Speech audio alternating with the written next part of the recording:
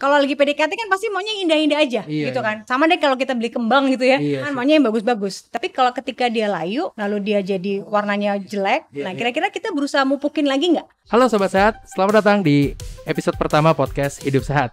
Di sini kita akan membahas fakta, insight, atau apapun itu yang akan membahas seputar kesehatan fisik maupun mental kamu. Dan podcast ini dipersembahkan oleh hellosehat.com, hidup sehat, hidup bahagia. Pada episode pertama ini, kita akan membahas tentang toxic relationship. Mungkin kalau dari secara bahasa ya, itu ada dua suku kata tuh. Yang pertama adalah toxic, lalu relationship. Kalau misalnya saya nih orang awam, toxic itu adalah racun atau sesuatu yang negatif. Relationship adalah sebuah hubungan. Nah tapi, kalau misalnya kita hanya cocok logi aja, itu kayaknya nggak cukup untuk membahas apa itu definisi dari toxic relationship. Nah, kali ini saya tidak sendiri, karena saya sudah ada seorang psikolog, dan juga beliau adalah Love and Relationship Expert, yaitu Mbak Dian Wisnuwardani, SPSI, MPSI, psikolog. Mbak Dian, apa kabar Mbak? Alhamdulillah sehat. Gimana nih Mbak, selama pandemi, apakah banyak relationship yang bermasalah atau curhat ke Mbak Dian gitu? Banyak banget di depan saya juga itu gitu semuanya relationship bermasalah. Artinya memang kalau di pandemi gini kan banyak banget memang orang yang jadi stay at home. Jadi nggak ada koneksi sosial, nggak ada hubungan-hubungan sosial yang dilakukan atau kurang dari biasanya. Jadi biasanya mulai muncul lah perasaan-perasaan cemas, kesepian, bosen gitu. Dan kalau perasaan cemas itu kan berarti dari faktor eksternal ya Mbak. Itu apakah ada hubungannya dengan si toxic relationship ini? Kalau dalam toxic itu kan pada dasarnya adalah hubungan yang tidak bahagia. Itu kata kunci, jadi sign paling penting dari toxic relationship. Dia nggak bahagia tapi dia nggak tahu bahwa dia sedang tidak bahagia. Dia tidak tahu apakah dia sadar tapi dia denial. Bisa dua-duanya. Bisa dua-duanya. Iya. Jadi satu dia mungkin tahu tapi dia nggak bisa keluar dari toxic itu. Tapi biasanya orang-orang yang toxic itu dalam sebuah hubungan itu dia mengalami kondisi di mana dia merasa pura-pura bahagia, tidak bahagia, tidak bisa keluar dari pura-pura bahagianya itu, karena dia sudah terkena racunnya. Kalau dia keluar dari hubungan itu, nanti pasti akan ada efek-efek samping, gitu. Nah itu yang membuat dia akhirnya jadi bertahan dalam sebuah hubungan yang toksik. Nah efeknya itu apakah hanya menyerang dari segi mentalnya saja, segi emosi, atau dari segi fisiknya juga? Nah ini menarik banget nih pertanyaannya Cahyo. Jadi kalau kita bicara toksik, sebetulnya kita bicara bahwa efeknya itu pertama yang kelihatan sebetulnya dari sisi mental. Jadi kita jadi merasa sebagai orang yang tidak nyaman dalam hubungan itu. Jadi perasaan insecure muncul, kemudian perasaan takut gitu ya. Kalau dia berkomentar nanti pasangannya jadi takut, membalas komentarnya dengan mengatakan kamu sensi banget sih, masa gitu aja kamu marah gitu. Padahal sebetulnya kita memang merasa tidak nyaman dengan komentar-komentar dia. Kalau bercanda biasanya orang-orang yang memiliki toksik itu, kalau bercanda dia biasanya merendahkan pasangannya, merendahkan orang-orang sekitarnya, dan dia merasa itu adalah hal yang lucu. Sementara orang-orang lain melihatnya itu adalah hal yang sarkastik, menyakitkan, dan sama sekali nggak lucu.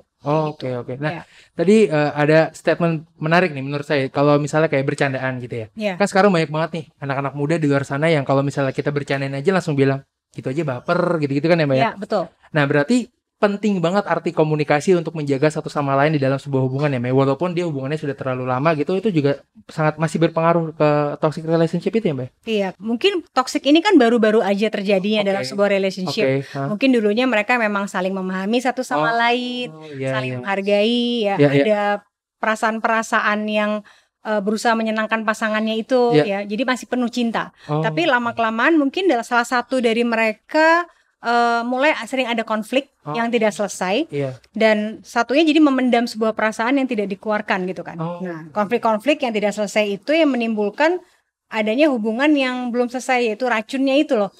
Kan marah marah, sedih, terus kemudian kecewa dengan pasangannya. Dia mungkin kurang bisa berkomunikasi, kurang bisa mengungkapkan apa yang dia rasakan, yang dia pikirin gitu kan. Jadinya dia bete. Nah, dia bete nggak punya pelarian. Kalau dia ngomong sama pasangannya marah juga. Ya, akhirnya dia jadi bingung kan. Jadi aku mesti ngomong sama siapa nih gitu. Jadi dia menyembunyikan perasaan dia sebenarnya, karena mungkin komunikasi yang terjalin antara dia dengan pasangannya juga udah nggak bagus. Baik. Nah jadi kalau misalnya ada seseorang yang merasa dirugikan lah, kita bisa bilang dirugikan dalam sebuah hubungan. Kan ada tuh beberapa yang mungkin kalau tadi Mbak Dian bilang ada kasus yang dia bercerita ke pasangannya, walaupun mungkin feedbacknya pasangannya bilang gitu doang baper, atau mungkin denial gitu ya. Tapi apa yang terjadi kepada pasangan yang justru dia hanya memendam sendiri? Apakah itu kemungkinannya dia hanya ingin menjaga perasaan pasangannya? Atau mungkin dia tidak tahu cara melampiaskan atau mengungkapkannya, Mbak?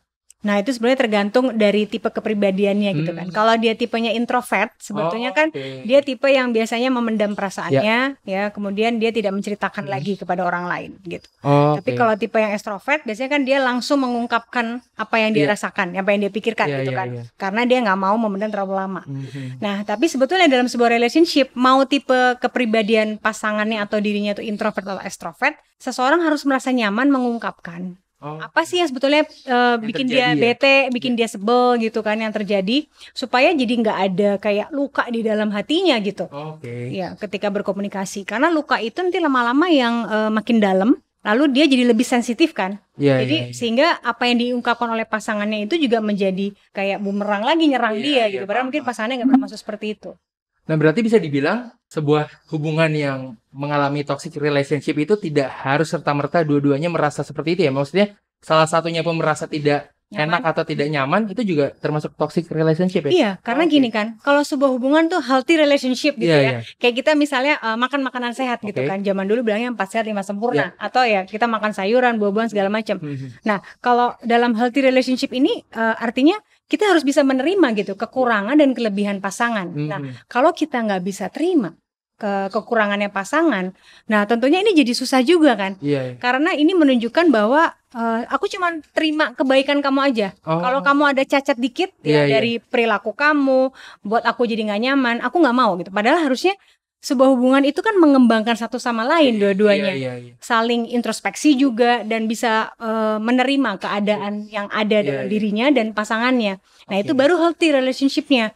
Nah, ketika toxic berarti mungkin saja terjadi karena salah satunya mungkin terlalu sensitif juga. Ya, atau satunya terlalu dominan, punya bad temper gitu, jadi cepet banget marah, cepet tersinggung, tidak melihat perasaan dari pasangannya. Nah, tidak menghargai pasangannya saat itu, perasaannya gimana. Jadi akhirnya saling menyakiti kan. Jadi nggak selesai kalau punya masalah. Dan apakah ini sebuah pelajaran penting bagi orang untuk proses pendekatan dulu? Karena kan biasanya kalau zaman sekarang gitu ya, orang officially berpacaran atau berhubungan kan ada proses saling mengenal dulu ya. Dan kenapa bisa terjadi ada toxic relationship itu walaupun sebenarnya sebelumnya jauh-jauh hari dia udah proses perkenalan, dekat. Itu apa yang terjadi, Mbak? Apakah sebelumnya sifat baiknya aja yang dikeluarin karena lagi pendekatan atau gimana sih? Kalau kita bicara PDKT kan biasanya kita berusaha mencari apa yang sama kan, similarities. Jadi yang mirip apa sih pasangan kita, mungkin dari hobinya apa, kesukaannya dia apa, kemudian juga misalnya makanannya dia sukanya apa gitu kan. Similarities kayak gitu. Nah, tapi kalau kita bicara udah pendekatan, udah kenal satu sama lain, udah tahu, terus kemudian kita kan berusaha menjaga juga kan, jangan sampai ada konflik. Nah, sebetulnya kalau kita lagi PDKT, kunci yang paling penting adalah coba konflik deh. Jadi create the conflict. Kenapa gitu? Karena jadi kita bisa lihat dia bisa memaafkan nggak? Dia bisa nerima nggak sih? Coba ya misalnya Cahyo gitu kan, atau sobat sehat di sini. Kalau lagi PDKT kan pasti maunya indah-indah aja gitu kan. Sama deh kalau kita beli kembang gitu ya, beli tanaman maunya yang bagus-bagus. Tapi kalau ketika dia layu, lalu dia jadi warnanya jelek, nah kira-kira kita berusaha mupukin lagi nggak? Nah, relationship yang healthy itu harusnya begitu. Kecuali pasangannya memang udah memiliki karakter-karakter yang tidak menghargai pasangan, tidak berusaha juga untuk memahami pasangan, jadi dia mau menang sendiri, ya tanda kutip egosentris gitu sobat sehat. Jadi benar-benar nggak menghargai pasangannya. Pokoknya gue yang paling baik, gue yang paling oke. Dan biasanya memang orang-orang yang berada dalam toxic relationship, si toksiknya, si peracunnya itu mereka punya karakteristik yaitu narsistik.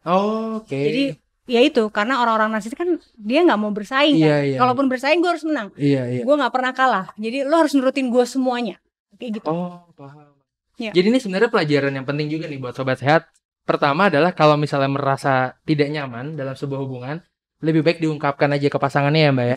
Atau mungkin kalau lagi proses PDKT seperti Mbak Dian tadi bilang, jangan pernah malu untuk mengeluarkan sifat aslinya, mungkin bisa dibilang seperti itu ya Mbak? Maksudnya kita kan gini, kalau kita pacaran, pendekatan gitu ya, terus kita kan juga berusaha untuk bisa menampilkan diri kita apa adanya. Kalau kita cuman jaim-jaim gitu ya, kayak misalnya kita ya udah dandan dulu gitu, tapi sifat itu kalau didandanin nanti lama-lama kan keluar juga aslinya, gitu kan. Jadi ya nggak mungkin gitu. Kita harus makanya dicobain kalau konflik.